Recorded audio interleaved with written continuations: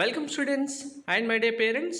AP EAMCET 2026 counselling కోసం ఎదురు చూస్తున్న స్టూడెంట్స్ అందరికీ ఫైనల్గా షెడ్యూల్ రిలీజ్ చేయడం జరిగింది. కౌన్సిలింగ్ షెడ్యూల్తో పాటు ఒక బ్యాడ్ న్యూస్ కూడా ఉంది. ఇది చాలామంది స్టూడెంట్స్ ఎఫెక్ట్ చేయొచ్చు.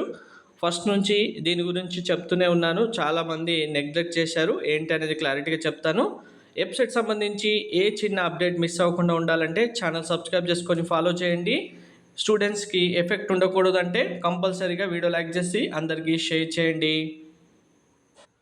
షెడ్యూల్ ఈరోజు 5:29 PM రిలీజ్ చేయడం జరిగింది. ఏపీ వెబ్సైట్ అడ్మిషన్ కౌన్సిలింగ్కి షెడ్యూల్ విడుదల. క్లారిటీగా డేట్స్ కూడా మీరు చూడొచ్చు.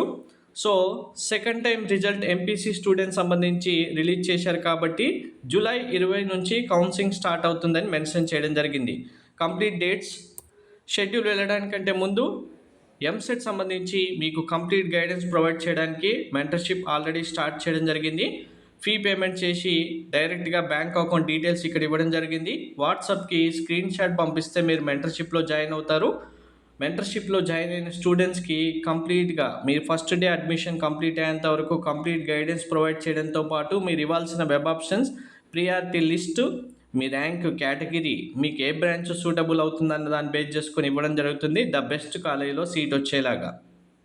షెడ్యూల్ డేట్స్ విషయానికి వస్తే 20 నుంచి స్టార్ట్ అవుతుంది, 29th వరకు.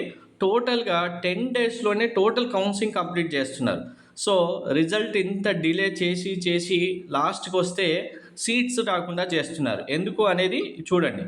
20 నుంచి రిజిస్ట్రేషన్ స్టార్ట్ అవుతే సర్టిఫికేట్ వెరిఫికేషన్ ఆన్లైన్లోనే 22 నుంచి 31 వరకు ఉంది.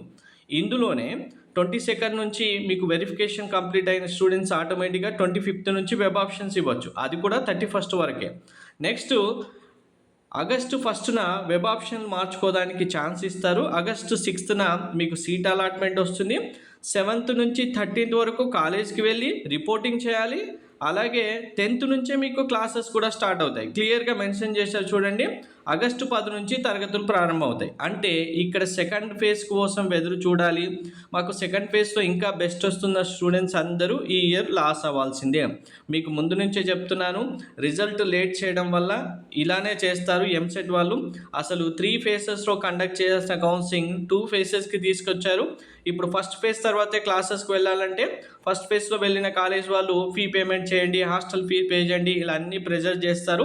దీనివల్ల చాలామంది స్టూడెంట్స్ లాస్ అవ్వడానికి ఉంది. సో ఫస్ట్ ఫేజ్లోనే బెస్ట్ కాలేజ్లో సీట్ వచ్చేలాగా మీ వెబ్ ఆప్షన్స్ ఉండాలి. Thank you.